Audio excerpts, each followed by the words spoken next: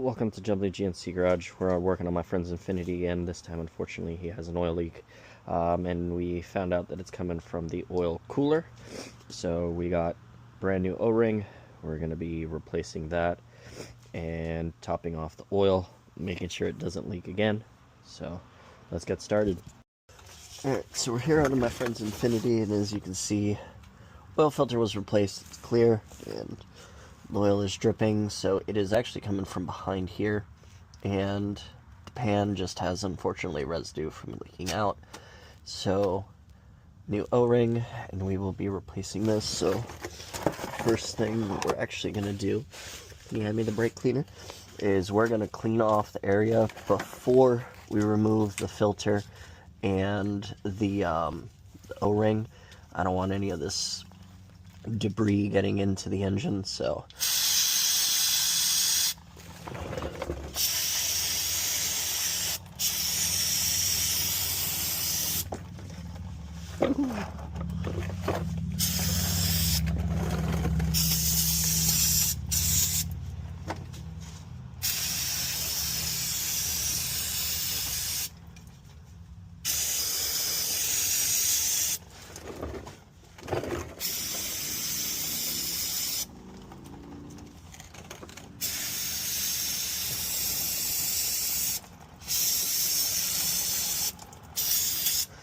alright, so been kind of generous with it. We're gonna let this dry, and once it's dry, I'll be back to take off the filter and show you how to remove the oil cooler without removing the coolant lines and leaking out all the coolant from inside the system.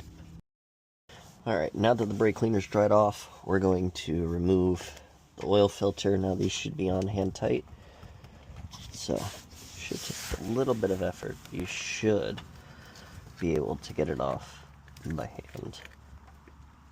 And unfortunately, I'm not strong enough. So I will grab a pair of pliers and return.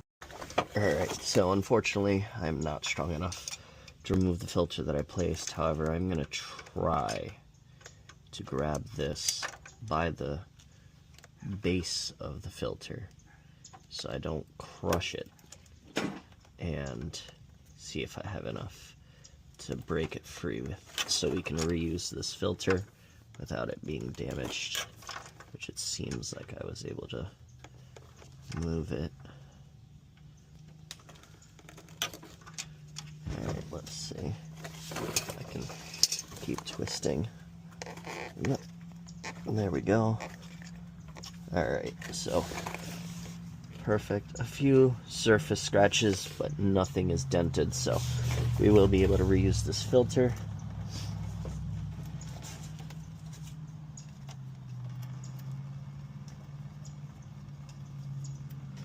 Alright.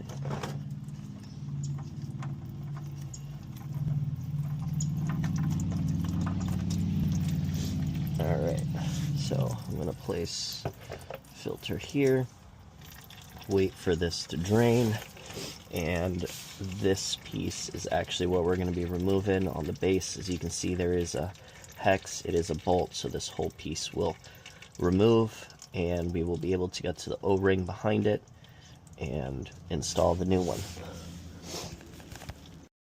Alright, so size for ours is a 22.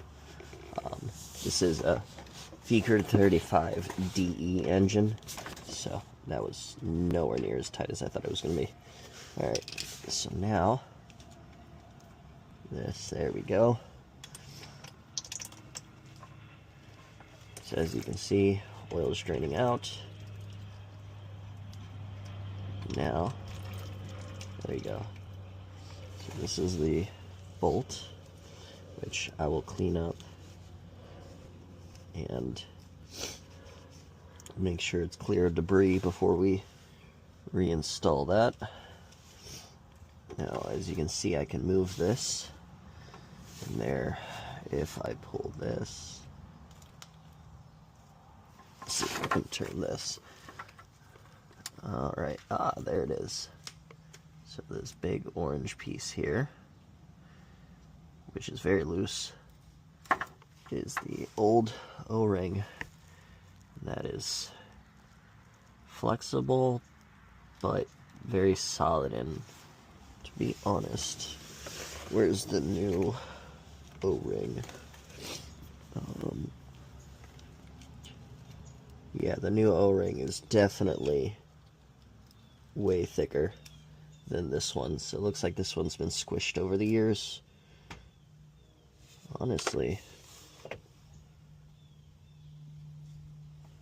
I think this is just an oil filter O-ring that somebody placed behind it.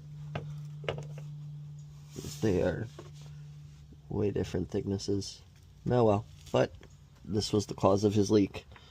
So now I just gotta clean up this area properly and assemble this, so bear with me. Alright, so this is the back of the oil cooler. As you can see, it's probably been leaking for some time. Now, I don't want to spray this with brake cleaner because I don't know if some of the debris will get trapped inside of the cooler, make its way to the engine, all sorts of stuff. So I'm going to wipe this down the best I can. And once I wipe this down, I'm going to be using a wire brush to clean the side of the block. That is, that's a lot of dirt. That is closest to, and if I can show it here, as you can see where it was leaking on this lower half and along this back half right here. So I'm gonna get a wire brush to clean the surface, make sure that the new O-ring actually seals against there. So once I finish cleaning that off, I will be back. Alright, so I was able to clean the surface with a wire brush and then clean all the dirt off the back. So in this smaller area is actually where the O-ring itself is placed, and the new one, because it's actually an OEM one, wants to kind of fit in there nice and snug. Yep, and it actually sticks out further. So now that that's there, the only thing I see is there is a notch kind of hidden. Let me grab a little piece. It is right here, and as you can see, there's a little piece right here. So once we turn this, that little notch is where that goes. And now, alright, there we go. We can place this piece on, and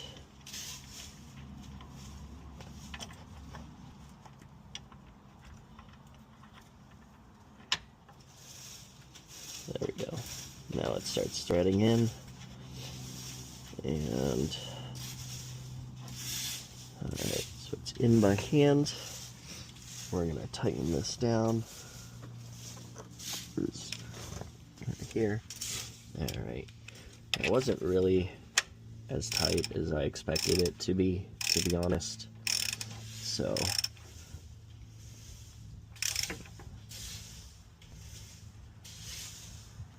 there we go. Nice and snug again. I don't want to just crank on it. I also don't want it lightly, so decent amount of force, and we're good. So now that that's there, clean this off one more time. And then here's the old filter. Looks like there's some debris on the gasket. We'll clean that off. Now the filter has maybe 300 miles on it. Wasn't really put on too long ago. Alright, there's some oil on the gasket. And now we will reinstall the oil filter.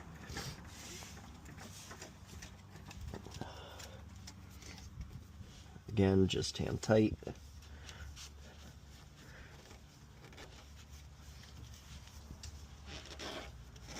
There we go. And now the O-ring has been replaced. So now we just fill it up and make sure the oil's at its proper level. Alright, so now we finished underneath, we're gonna add some oil. This is the Nissan specific thread from Z1. It works on my RB25. That's normally what I use, and as you can see, it works on the G35 as well. So we're going to be using that to fill up the car. Well,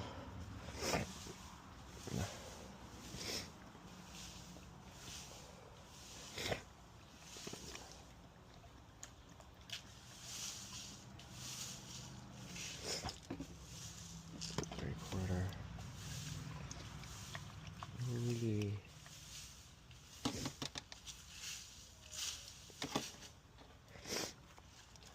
All right. So we added 1 quart, which is about what we lost, and we'll check the oil level now. All right, so pulled out the dipstick, and it's just above the H, which once the filter fills up again with oil, should bring it right back down to the full line. So that was 1 quart. So we'll close this, put the cap back on. Now we can start the car and check for some leaks.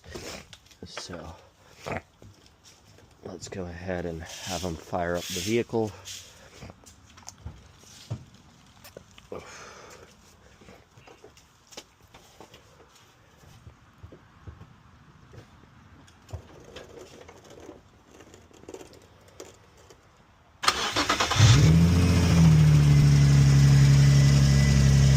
All right.